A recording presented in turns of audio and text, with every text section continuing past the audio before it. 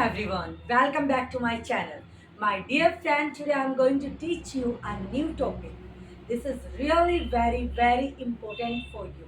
If you are basic learners, so it is going to be very crucial and very important topic for you. So my dear friend, as you all know, each and every day I'll try to make different kind of topic for you all. तो इसी concept को आगे चलाते हुए जैसा आप जानते हो हर दिन हम नए नए टॉपिक सीख रहे हैं।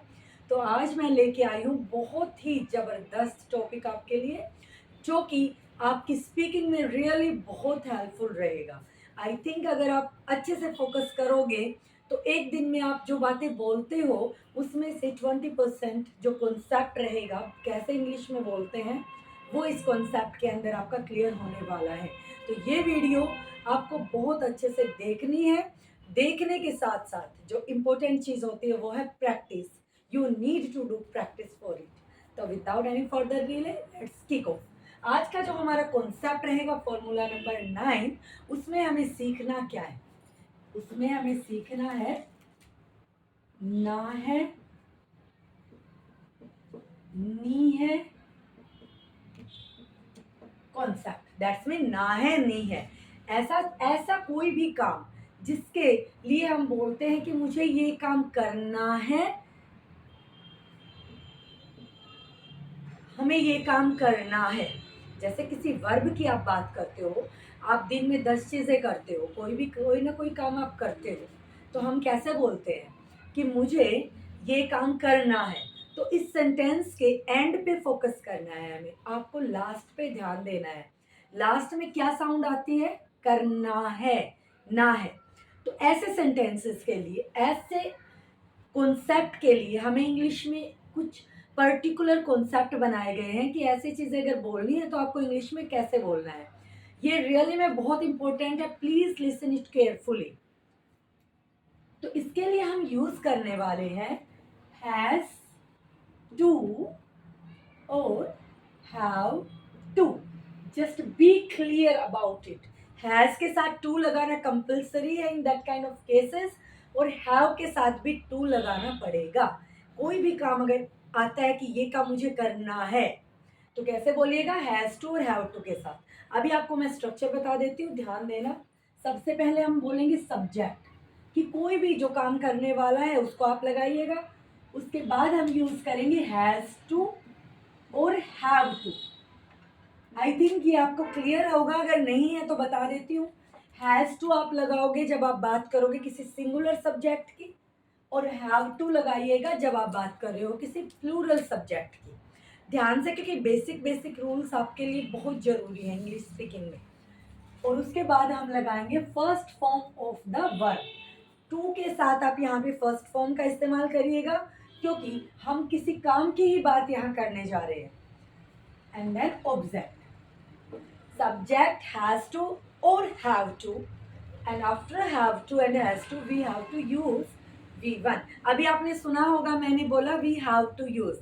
स्टार्टिंग में मैंने आपको बताया था ये कॉन्सेप्ट आपका बहुत सारे कॉन्सेप्ट्स को, बहुत सारे सेंटेंसेस को कवर करने वाला है, तो बहुत ध्यान से सुनना है।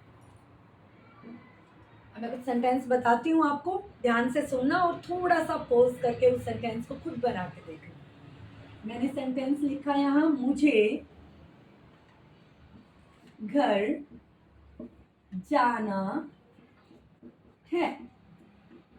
मुझे घर जाना है। जैसे ही कोई ऐसी बात आप बोलते हो, भाई ठीक है बहुत हो गया, अभी बहुत टाइम हो गया, अब मुझे घर जाना है, तो आपको फोकस करना है ऑन द लास्ट। क्या है लास्ट में? ना है, करना है। क्या काम करना है?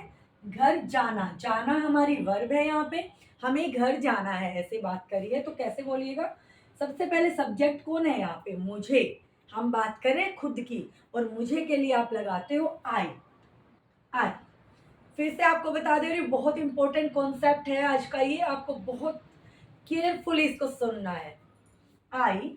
आई के साथ हमेशा हम लगाएंगे हैव टू।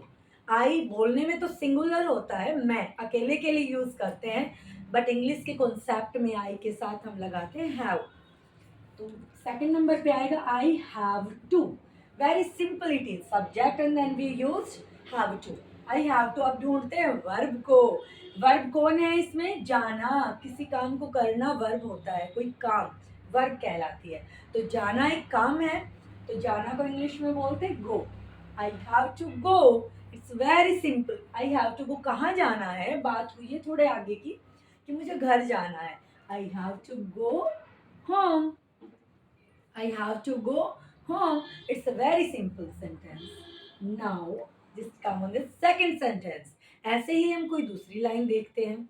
जैसे मैं बहुत थक गई हूँ पढ़ के, हम बहुत देर से पढ़ रहे हैं, तो हम कहते हैं कि अब हमें सोना है।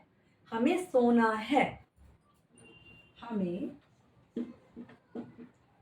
सोना है।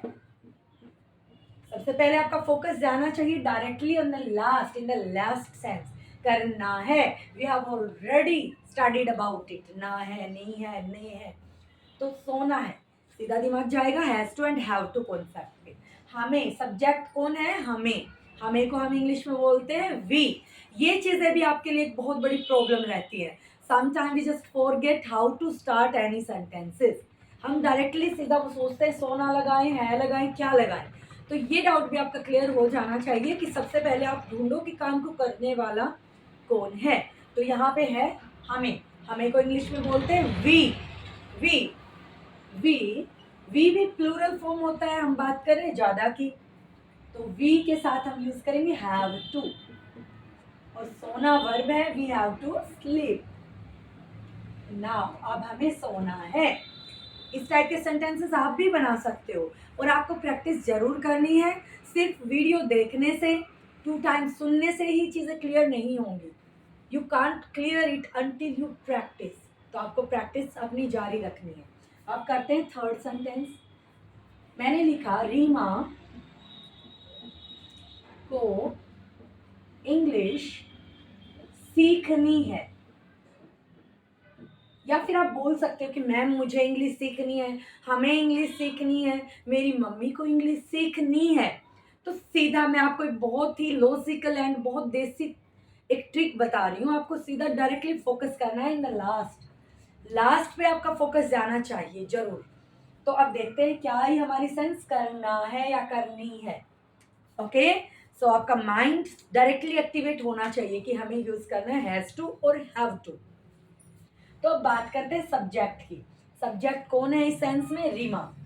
रीमा, रीमा के साथ, Rima is a singular form here. We are talking about a single person. Rima is a single person, so we have to use has to here. We have to use has to here. Seema, Rima has to. Rima has to. अब देखते हैं कि what is the verb in this sense. English तो verb नहीं है, this is like object here. सीखना, कोई काम करना। सीखने को हम इंग्लिश में बोलते हैं learn. For your kind information I want to say one thing. एक चीज आपको डायरेक्टली या इनडायरेक्टली समझ लेनी है कि अगर आप इंग्लिश सही में सीखना चाहते हो तो वर्ब का आपको नॉलेज होना जरूरी है। बहुत सारी नहीं तो 50 या 60 वर्ब तो आपको सीखनी है, क्योंकि सारा का सारा खेल ही वर्ब पे होता है। चीज़ें सेम रहती हैं, वर्ब बदलती रहती हैं। डे बाय डे हम ही रहेंगे, बट हमारा काम बदलता रहेगा। कभी हम वीडियो बना रहे हैं, कभी हम खाना बना रहे हैं, कभी हम कहीं जा रहे हैं, तो चेंज क्या हुआ? हमारी वर्ब। तो आपका डायरेक्टली फोकस होना चाहिए वर्ब पे भी। Rima has to learn English. Rima has to learn English. So simple sentence it is. Now question of the day. अब बारी है आपके लिए। I hope ये आपको समझ आ गया होगा। अगर समझ आया तो प्लीज़ लाइक द वीडियो। आप वीडियोस को लाइक करने में पता नहीं क्यों हिचकिचाते हो। एक बार क्लिक ही तो करना होता है ना भाई। अगर वीडियो अच्छी लगी है तो please like it and share it to your friends, क्योंकि ज्ञान बांटने से ही बढ़ेगा भाई। खुद लेके बैठेंगे तो कुछ नहीं होने वाला। तो अब है हमारा क्वेश्चन ऑफ द डे।